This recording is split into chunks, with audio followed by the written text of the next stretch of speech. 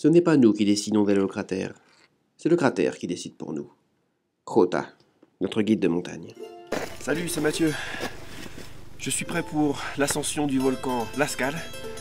Je me trouve dans les hauteurs des Andes à 4600 mètres d'altitude. Il fait proche de 0 degré. Et c'est le lever du jour, les paysages sont magnifiques. C'est parti. Je n'imaginais pas ce que j'allais vivre lors de cette ascension. J'avais cette appréhension de ne pas supporter physiquement l'altitude, mais aussi cette excitation de voir un cratère actif de mes propres yeux. Mon défi, détenir un nouveau record à plus de 5000 mètres d'altitude. Le volcan Lascaux, ici présent, est l'un des volcans les plus actifs de la région. Il entre en éruption tous les 6 à 10 ans. La dernière date de juillet 2007. Il y a donc tout juste 8 ans.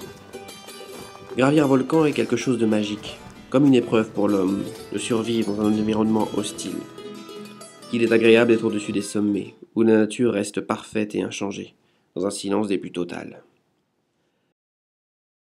Ma sœur et moi partons de San Pedro de Atacama, avant l'aube. Après 1h30 de route, nous atteignons les 4600 mètres. C'est l'heure du petit-déj à l'arrière du pick-up. Le jour se lève et découvrons les magnifiques paysages de l'altiplano.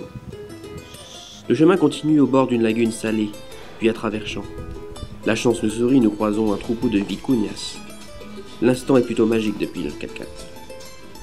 Voilà pourquoi je ne travaille plus dans un bureau, me dit le guide. Autant dire qu'il prêche un converti. Nous arrivons au point de départ, situé à une hauteur de 4800 mètres. Les 30 premiers mètres d'effort sont difficiles. Mon cœur s'emballe, je suis déjà fatigué.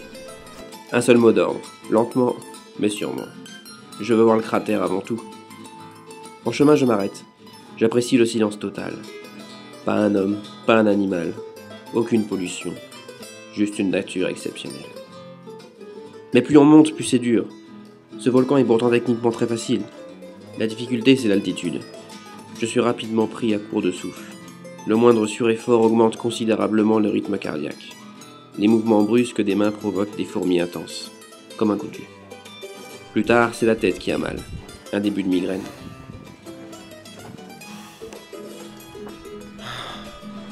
On est raté. On a mal à la tête. On peut plus respirer.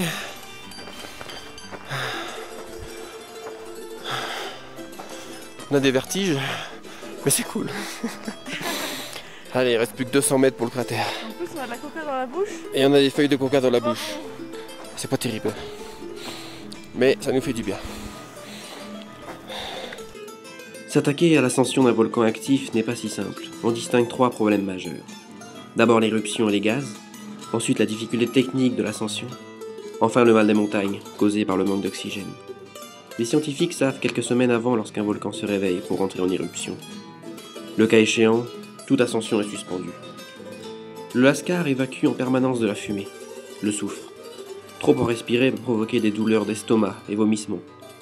Nous sommes par conséquent tributaires du vent. S'il souffle vers notre direction, il sera impossible de monter jusqu'au cratère, en raison de la trop grande quantité de gaz. Nous avons eu de la chance. Côté technique, le Lascaux est ouvert à tout public. Le chemin est très bien tracé et sans danger. Le plus difficile, c'est le mal des montagnes. Je marche vraiment lentement, en plus je respire aussi fort qu'après 30 minutes de footing. Les mouvements brusques, avec les bras, donnent des picotements intenses, tels des décharges électriques. Je termine les 650 derniers mètres de dénivelé avec des vertiges. Mais la récompense est de taille. Le cratère du Lascaux est grandiose. Je vois des taches jaunes de soufre et des mini-fumerolles. Je suis arrivé au but. Pour ceux qui ont encore des forces, ils peuvent monter à la cime au-dessus du cratère, à 5592 mètres. Nous sommes restés là, manquant cruellement d'air.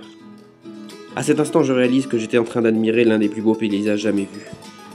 Les couleurs des montagnes, des lagunes et du ciel font tout simplement rêver.